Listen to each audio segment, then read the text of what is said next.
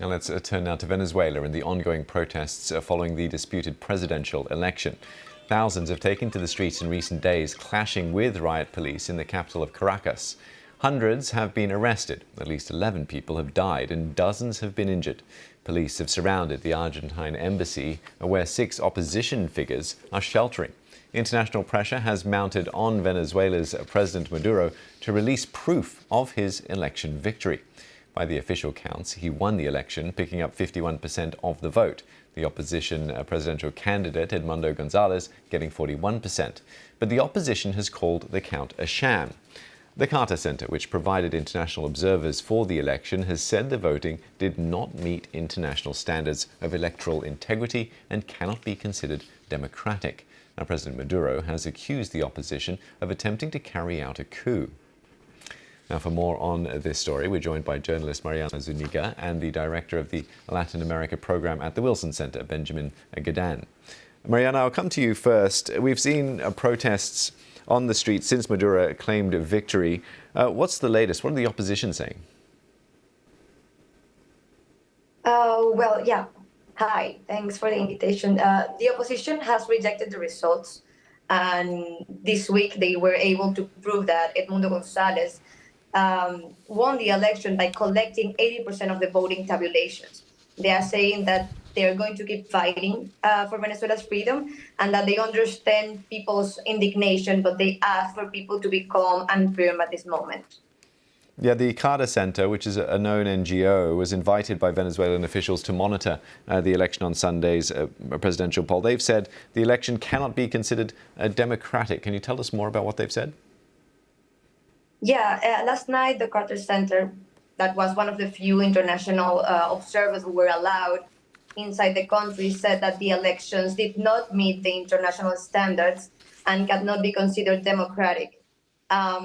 It is important to say that they are saying that because they were here and they sent people to the voting centers, and also because the Venezuelan government is not releasing the data. They are not releasing nor the Venezuelan government nor the National Electoral Council haven't released the tally from any of the machines. They promised to do that on Sunday, but they haven't done it. The latest in Venezuela is that 2 hours ago, Maduro went to the Supreme Court in Caracas and he asked them to do an audit for the result. But the Carter Center just said that the top court won't provide any independent audit of the contra-presidential election. And that is because this court is full of Maduro's loyalists as well. Yeah, Benjamin, I want to bring you into the conversation and get your take on this Venezuelan election. In the lead up to the polls on Sunday, many polls that were done showed that the opposition was far in the lead, which has obviously antagonized the opposition when the results show something incredibly different. Yeah, it's not just the polling before the election, which showed an extraordinary lead for the opposition, 20 to 30 percentage points in some cases, but there's actual data from so-called quick counts from independent observers, and there are exit polls as well. It appears that all the data and any independent-minded observer has concluded that this election was stolen.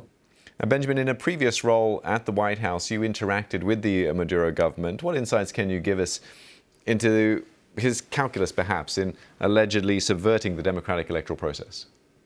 I think he made a miscalculation here. The Maduro regime has sought legitimacy international. It wants to be treated as a normal government. It wants access to the United States market and to European markets. It wants to have a normal oil sector, which before this conflict had been the main driver of its economy.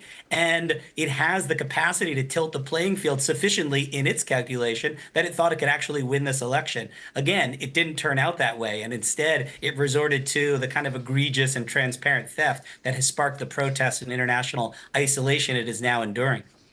And Mariana, just time for one more quick question. What's going to happen now? We actually don't know. This morning when I went out, I saw the streets of Caracas a little bit empty with business that were closed. I saw long queues in supermarkets. People were stocking up, making what we call compras nerviosas, nervous shopping. I think there's a lot of uncertainty and about what's going to happen next.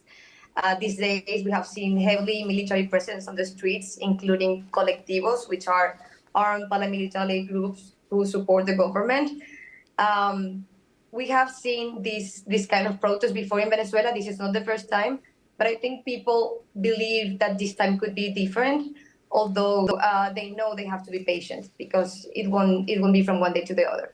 Okay, thank you very much, both of you. Mariana Zuniga, a journalist and director of the Latin America program at the Wilson Center, Benjamin Guinan.